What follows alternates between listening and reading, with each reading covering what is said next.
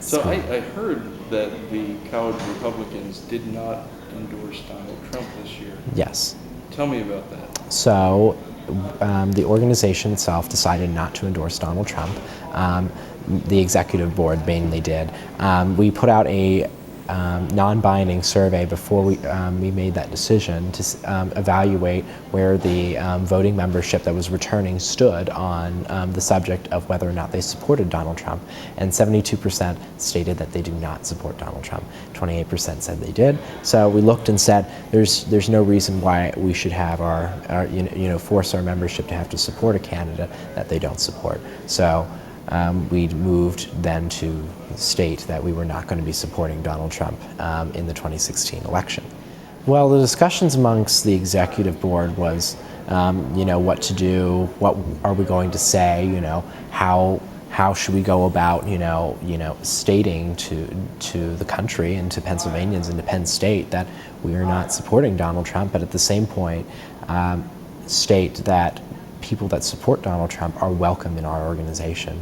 And so that's the kind of balance we have to strike, and that's the kind of balance that I've strived to strike, because I believe that anybody that supports a Republican in the end is a friend of mine, and anybody that wants to support conservative ideals is a friend of mine as well. Just because the organization does not support Donald Trump does not mean that this is not a home for you. Yeah.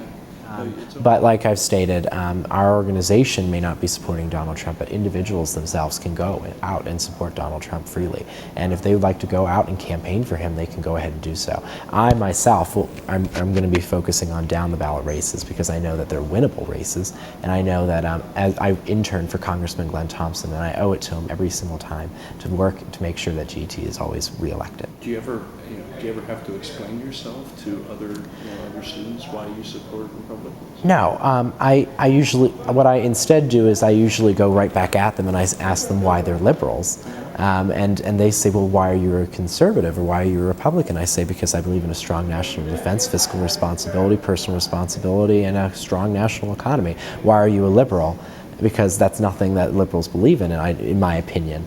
So I'm looking for a presidential candidate that will help with the economy. I'm looking for someone that will be fair to immigrants, legal, well, not necessarily illegal, but undocumented. I don't want to say illegal, because I want to broaden the spectrum here and say undocumented.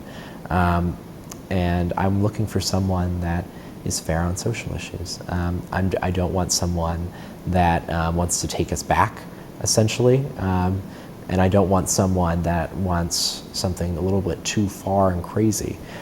So I just don't know yet. I have to wait and see. And national security is also a major issue for me as well. That, from my personal beliefs, I can't support Donald Trump. I just can't. Why? In terms of the Republican Party, just because I just don't believe he represents the party. I'm glad that he's infusing a new idea of increased inclusivity with the LGBTQ community, but at the same point I look and say, well, why are you throwing the Glass-Steagall back into this mess? Our economy started booming as soon as we got rid of it, so why are we bowing down to the left here? So, and it's just, there's so many different things that us individuals as young people are more concerned with, and I would say as you go further up the generations, other individuals are more concerned with other issues.